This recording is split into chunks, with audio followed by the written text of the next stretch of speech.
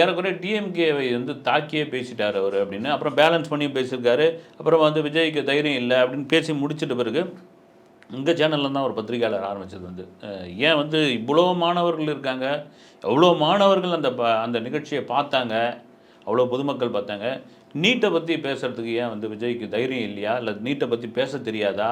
இல்ல நீட்டுனா என்னன்னு தெரியுமான்ற மாரி விமர்சனங்கள் அவர தவிர மத்தவங்க எல்லாரும் அரசியல் விமர்சகர்கள், பொதுவானவர்கள், அப்புறமா அரசியல் தலைவர்கள்லாம் கூட சில பேர் கேட்க ஆரம்பிச்ச பொழுது தான், இந்த முறை ஸ்பீச்சே இருக்காது. போன வாட்டியா தான் சொன்னாரு. அடுத்த முறை 2வது அந்த விழாவுல வந்து, கண்டிப்பா நான் பேச மாட்டேன். எல்லாமே இப்பயே பேசியாச்சுன்னு. திடுதிப்புன்னு இப்ப பேச ஆரம்பிச்சது. அதுவும் குறிப்பா நீட்ட பத்தி பேசுனது. எனக்கு ரொம்ப பிடிச்ச விஷயம் என்னன்னா, இது அதுக்கப்புறம் இப்போ சோசியல் மீடியால போட்டுக்கிட்டு இருக்காங்க வந்து, அவர் வந்து மனப்பாடம் பண்ணிட்டு வந்தாரு. மண்டபத்தில எழுதி குடுத்தாங்க. மக்கப் பண்ணாரு அப்படின்ற மாரியான விஷயங்கள்லாம் இருக்கு. இதெல்லாம் விடுங்க வந்து. இதை விட நீட்டா ஒரு தெளிவா ஒரு ஒரு ஒரு நபர் வந்து பேசிட முடியாது. எளிமையா. ஒரு படம் பார்த்த மாரியே இருக்குது வந்து.